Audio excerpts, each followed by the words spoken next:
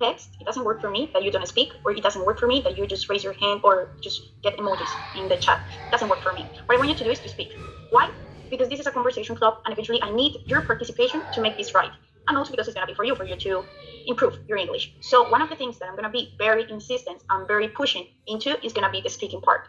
Open your microphones. Don't be afraid of making mistakes, because everybody does mistakes and everybody has the right to do mistakes. So please open your microphones and be freely. This is a environment so respectful. So I believe nobody's gonna say anything bad to each other, and I'm not gonna allow it anyways. So let's start. Today we're gonna talk about something which I forgot. First, let me check. Okay, I'm recording. So I'm gonna share my screen and we're gonna start with this class. Okay, do you see my screen, right? Open your microphones, please. Yes. Do you see my screen? Yes. Yes. Thank you for talking. Conversation club. Topic for today: childhood. We're gonna talk about the past. We're gonna talk about what is the best thing that happens to us when we were children, and now we'll talk about a little bit of that.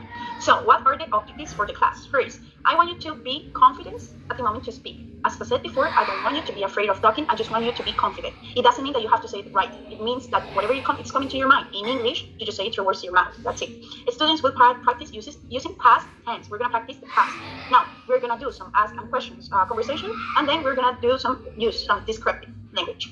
So for a warm-up activity, I want you to tell me what's the first childhood memory that comes to your mind. For me, the first memory that I have. Oh, I remember when I was a kid, I used to live with mom and dad, but we used to spend the weekends in grandma's house. It was a huge house, 2 floors with garden and garage. It was until she sold it. I don't know why, but she sold the house. But that house was like my dream house at the time, and now still. So I remember that house as the best one, because I remember it had a living room and also it had a garden. And in the garden, she used to plant mint, was spearmint. I used to be the children who likes to touch everything. I like to experience the flavor, the sensitive, the smell. I used to be so sneaky around. So I used to take the plant of mint and I used to just stick it inside and start eating meat. That's one of my memories. I know my grandma was so upset with me, but I was a kid. So you guys tell me, what's the memory that you have of your childhood, the one that comes at first to your mind? Open your microphones or raise your hand, whatever. Okay, teacher, good afternoon. Hi, who are you? I'm Hoover, teacher. Hoover. Okay, Hoover. Okay, Hoover. So the man. Perfect. So what's your memory? Tell me.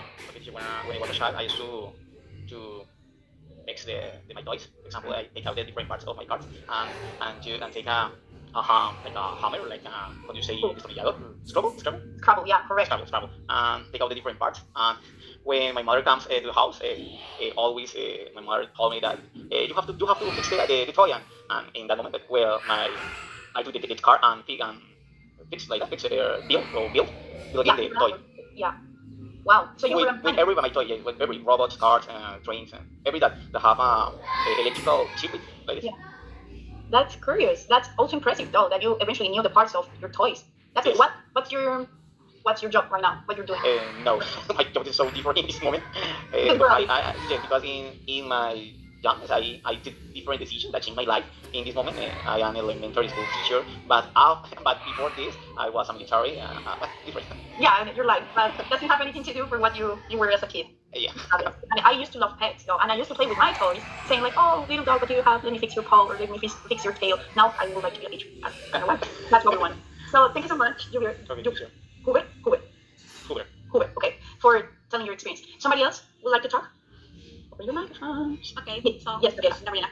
I remember that I used to live in a really huge complex of towers. So when we got from school, we used to go out, all the kids in the block, and we would play hide and seek or different kinds of games. And we ran a lot.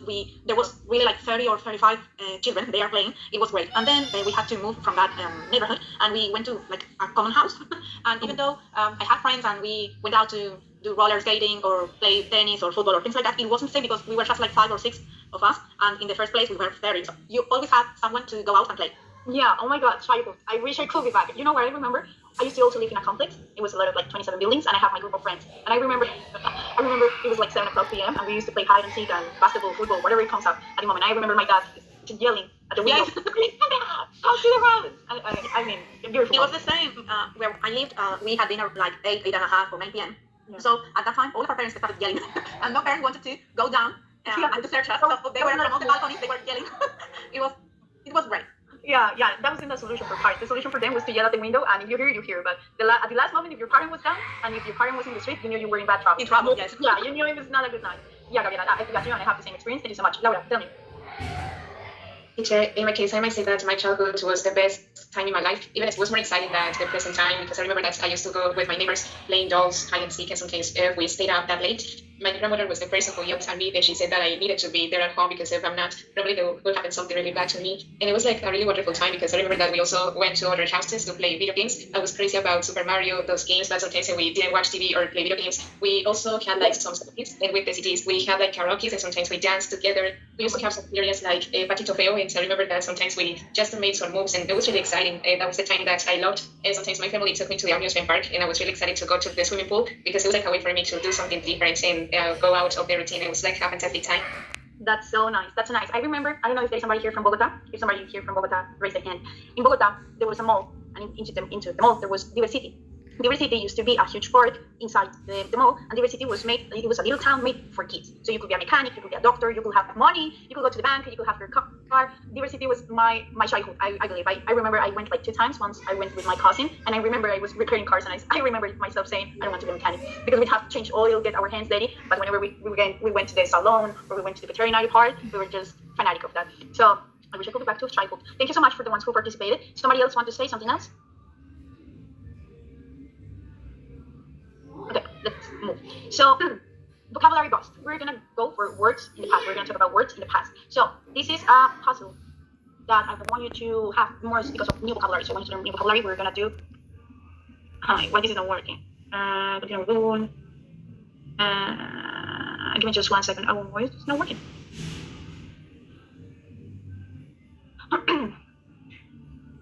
Maybe that's how it's gonna work. Pretty much. Give it. I don't know why it's not working. Okay, so we're gonna go with the Quizlet one. So let's open this. Hopefully Quizlet works. Quizlet, childhood. So we're gonna learn some vocabulary. Okay, we're gonna try to reach some of expressions and also common idioms that you say when you talk about your childhood. Okay, so we're gonna talk about. We're gonna see the expression formative years. What do you think are formative years? Like scholar years? Yeah, correct. What else? Teacher, can it be like the years when a child is getting developed? Correct. Yeah, that would be the definition. So it's the period that shaped your character. It's the period of time that you're, as a kid, your person is getting built. Okay, that's the formative years. Next, carefree days. Carefree. It's split the word. What is care? What is free? And what is days? Days you don't have anything to worry about. Correct. Yes, ma'am. These are time without worries. That you don't have to do anything as a child, as always. You don't have to worry about anything. No homework, no extra classes, no grandma dinners, no nothing beside TV and playtime. So these are carefree days. Then a sheltered upbringing. What will be this? You know the meaning of shelter? What's a shield? Shelter? Shield. You know what's shield? Shield, like or shelter. Shield or shelter. Shield. Okay, shield is something you put in front of you to defend from something. To protect. Okay. Mm-hmm. So what is gonna come up? A shelter. I don't know how's the pronunciation. Shelter upbringing. Still upbringing. Somebody there? Yes, it's like when you receive the protection and the education from your family, which is the first group that you have as a kid. Yeah, it's more like in a negative way, but it's being protected from difficult realities. You know, and I'm gonna open a really long topic. These parents, so far in this generation, because I have seen and I have proved, there are some parents that they overshield their kids and they don't make them see the true reality. For example, these kind of dads or parents that take the kid to the park, and they are just so aware of what's going to happen to the kid that the kid doesn't have the opportunity to explore by himself what's going to happen. Because the parent is so overshielded that the upcoming of the kid is not going to be the reality. If you fall, you fall. And what's going to happen? You're not going to die. You're just going to give up. I mean, you're not going to give up. You're just going to stand up and continue with your life. That's what's going to happen. What's the opposite of that?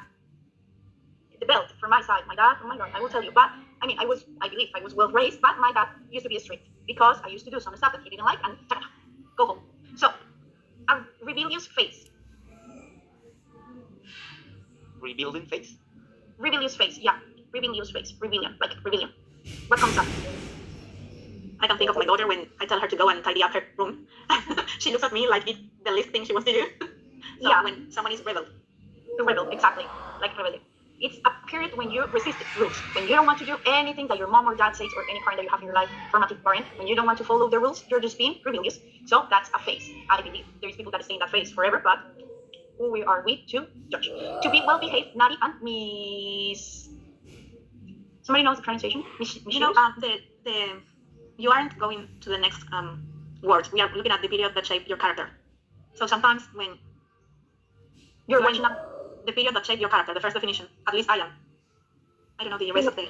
you're not watching to be well behaved, naughty, and No, mischievous. I'm not. I don't know if it's a trouble in my end. Somebody else has the same problem? Yes, teacher. Everybody has the same problem. Madre de Dios, why you didn't tell me? Thank you so much. Give me just 1 second. I'm gonna share the screen again. Anyway, it was the last word, the last phrase or context. Now you see to be well behaved, naughty, and mischievous. This word. Mischievous, I think it is. Mischievous. Okay. So do you know what's the word for this? Okay, I can't see yet the presentation. It's black and white. But a naughty child is someone that does a lot of bad things. Not bad, but like I don't know how to say travesuras. Yeah. And also the person that is naughty often gets in trouble because that person doesn't follow what he is expecting to behave. Teacher, in my case, I can see that the screen is a little bit black. I don't know, I was thinking that was probably my internet. I don't know if my classmates are having the same problem. No, it might be Mama Nisha. Let me just. I don't know. I gotta change it. Okay, give me 1 second. I'm gonna try to do it one more time, and if it's not working, I was up. It's on white. Okay. Compartir. Compartir. Do you see my screen? This moment.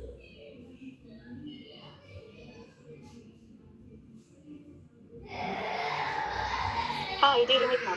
Okay, I'm gonna share it. Okay, do you hear me now? Yes, I can hear you, and I registered myself there as a teacher, and I can see the exercise. Vale. You're inside. Perfect. So I'm gonna share my screen. Can you share screen for you? Share screen. Share screen without audio. Start broadcast. Oh, you're gonna go into my phone. Okay. Okay. Okay. You see my screen, right? Perfect. Yes. Okay. We're gonna work like this. So, if you're in your device, that will be even better. The period that shaped your character. What is that? Formative years. Sure. Question number 2, formative years. Muy bien. I mean, well done. Time without worries. Carefree days. So, being protected from difficult realities. Shelter upbringing. Well done. Being raised with strong rules or discipline. Strict upbringing. Upbringing. Correct. Genetics. A period when you raised, when you resisted rules. Rules. A rebellious phase. Rebellious thing. Well done. Describing behavior. To be well behaved, naughty, or mischievous. Perfect. Yeah, because to be calm, restless, and shy, well, those are adjectives, more than behaviors. So, back up for teacher Alejandra to guide the computer. Because this is. Okay, you see my screen? Not so far. Now you see it? You're not seeing my screen? Nope. Sorry. And then, so what I want you to do is tell me what childhood memory feels particularly vivid or formative to you. What's something that you miss about being a child that we already talked about a little bit of it? Or maybe you could tell me if you have a formative period of time, like what was your formative time when you were a child? This was so strict, or maybe I was rebellious. I was in my rebellious phase. So tell me.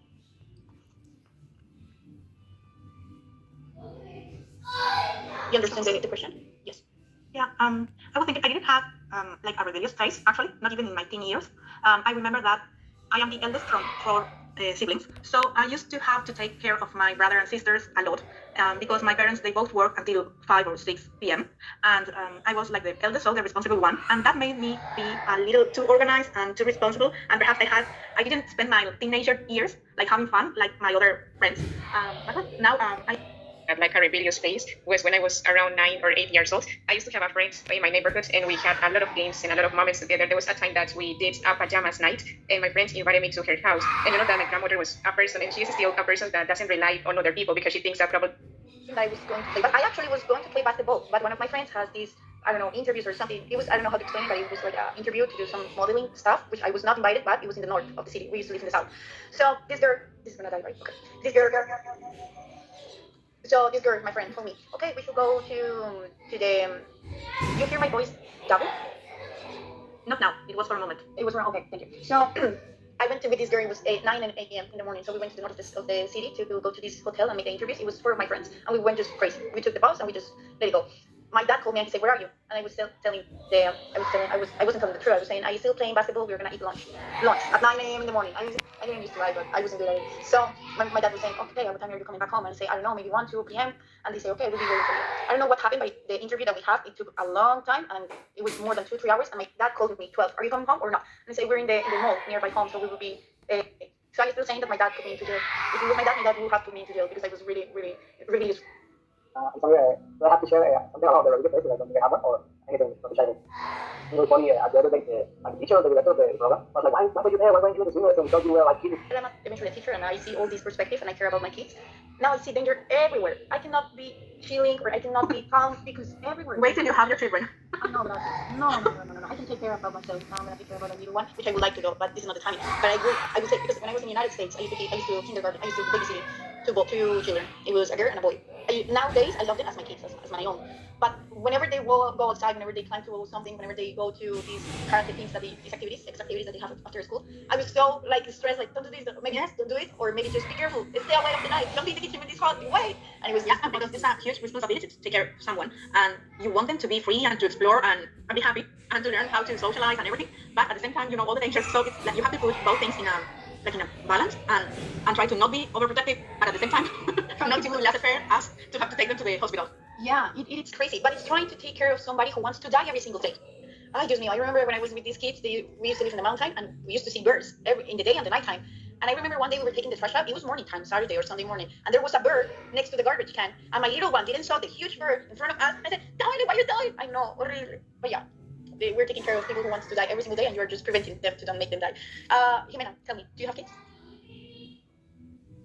Hi, Blessing. Sorry for along almost no participating. Is still a bit difficult for me to understand. I remember from my childhood that I used to go a lot to play in my neighborhood, but after my parents separated, I don't have so much good memories. Everything was very difficult. Oh, gotcha. Yeah. The divorcing part. I remember when my parents got divorced. It was also a really bad timing for my life and mom's life and dad's life. It was very stressful timing and sad moment. But well, it is what it is. Well, thank you everybody for participating. I want to try this because I want to. It hasn't been deleted. You know what happened? That is working on my. You know what? I'm gonna share from here because I have it open in the other side. So I'm gonna stop recording here. I want you to do this activity. Okay. You know what?